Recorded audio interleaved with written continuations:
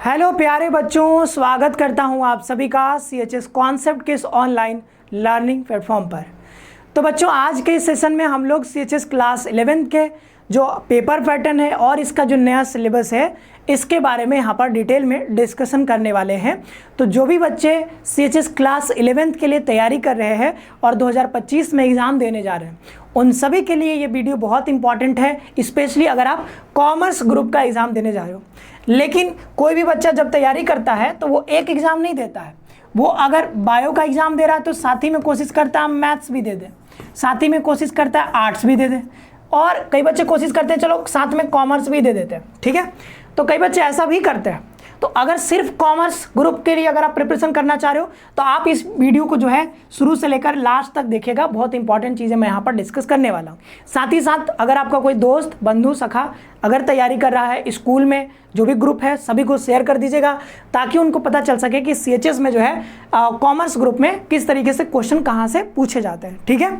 और साथ ही साथ अगर आप बायो मैथ्स आर्ट्स का भी एग्जाम देना चाह रहे हो तो इसके बारे में हमने ऑलरेडी जो है वीडियो अपलोड कर दिया, पूरा डिटेल डिस्कशन हमने किया है पेपर पैटर्न के बारे में भी, सिलेबस के बारे में भी, और तैयारी कैसे करनी है ये सारी बातें हमने उसमें डिस्कस किया है।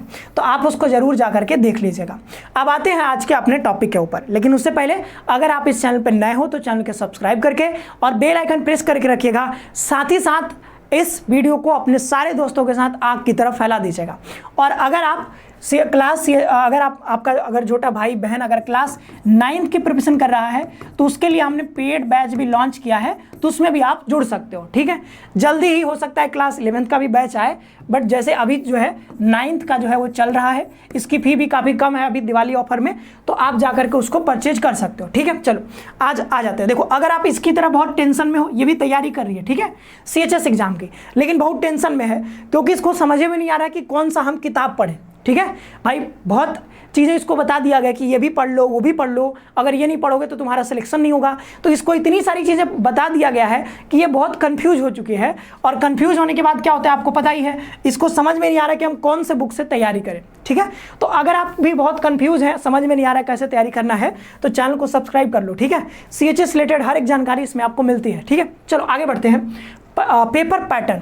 तो पेपर पैटर्न जब हम देखते हैं तो आप सभी को पता है कि पेपर पैटर्न में क्या होता है। यहाँ पर हम ये देखते हैं कि आपका पेपर जो है कौन से लैंग्वेज में होने वाला है। तो पेपर जो है वो दोनों लैंग्वेज में होता है, इंग्लिश में भी और आपका हिंदी में भी पेपर मिलता है। तो पेपर जो है वो टोटली जो है आपका ऑफलाइन होता है, ये भी ध्यान रखना, यानी कि OMR बेसिस पे होता है, ठीक है। यानी कि आपको OMR सीट मिलेगा, ठीक है, उसमें आपको गोला भरना होगा।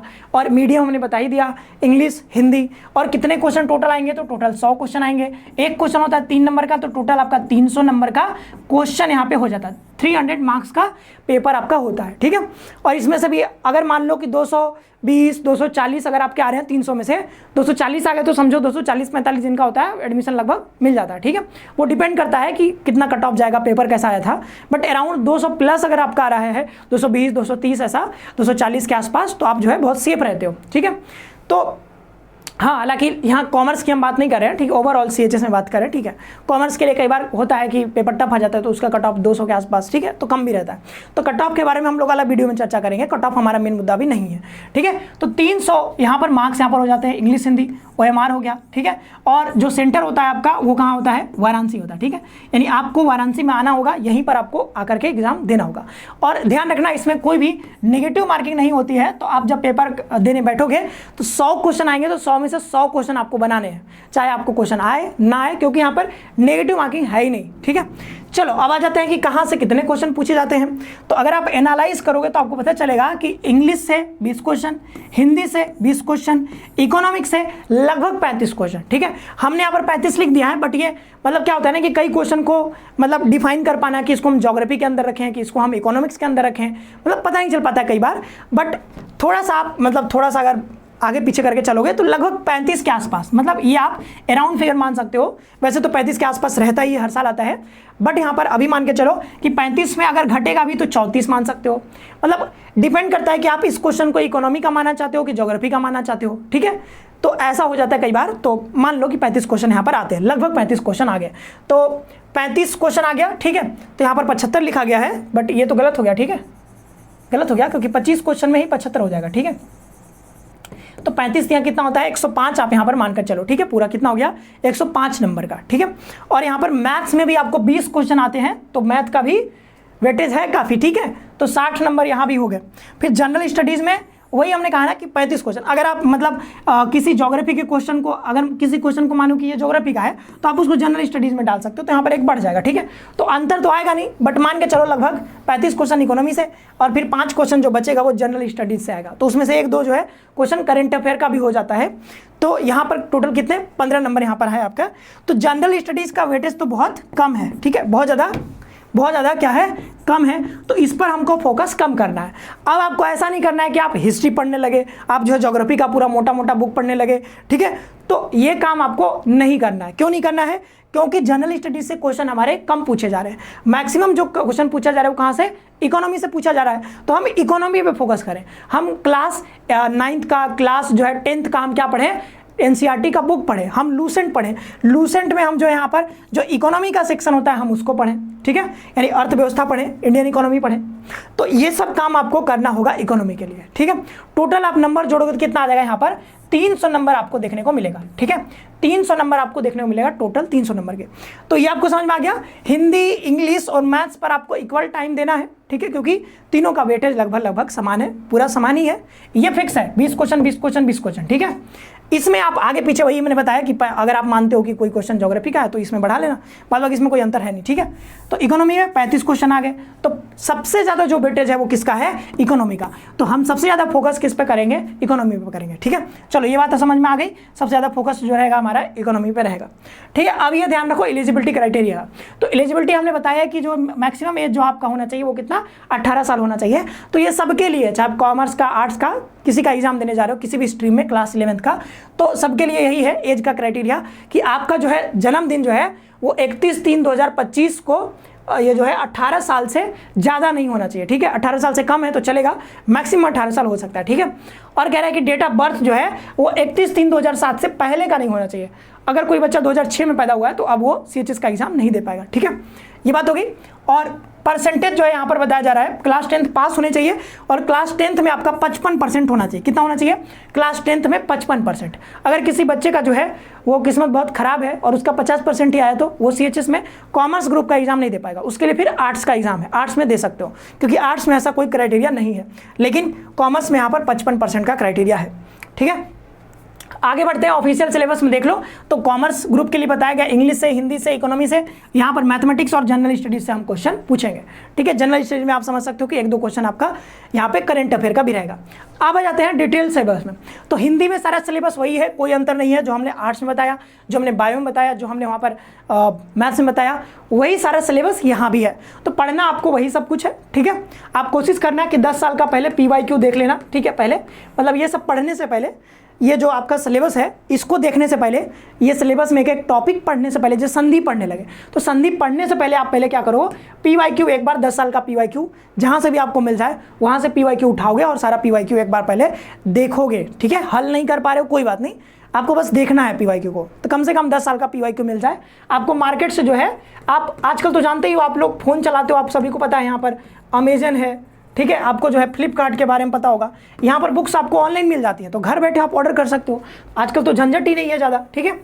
चलो आगे बढ़ते हैं। यहाँ पर इंग्लिश, तो इंग्लिश में भी वही सारी चीज़ें हैं।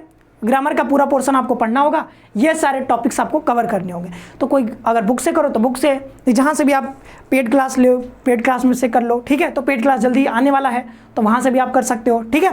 और फ्री क्लासेस चली रही हैं, मैम आपकी क्लासेस ले ही रही, फ्री क्लासेस 6 बजे शाम को चलता है, ठीक है। हफ्ते में जो है 1 या 2 दिन चलता है इंग्लिश का क्लास, तो आप जो है ये फ्री क्लासेस भी करते रहो।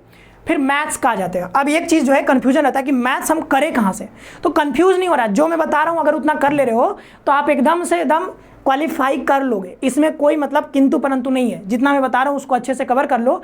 10 इयर्स PYQ क्वेश्चन के साथ उसका प्रैक्टिस कर रहे हो PYQ क्वेश्चन का, और साथ ही साथ ये पूरा सिलेबस कर ले रहे हो, तो भाई कोई रोक नहीं पाएगा आपको, ठीक है। अब कई लोग गुमराह करते हैं, ये पढ़ लो, ये नोट्स पढ़ लो, वो चीज़ पढ़ लो, ये मार्केट में नया आया है, ये ले लो, तो वो सब गुमराह करेंगे आपको। वो चीज़ों में आपको नहीं पढ़ना है। जो ऑथेंटिक सिलेबस है आपका, वहीं से आपको पढ़ाई करनी है।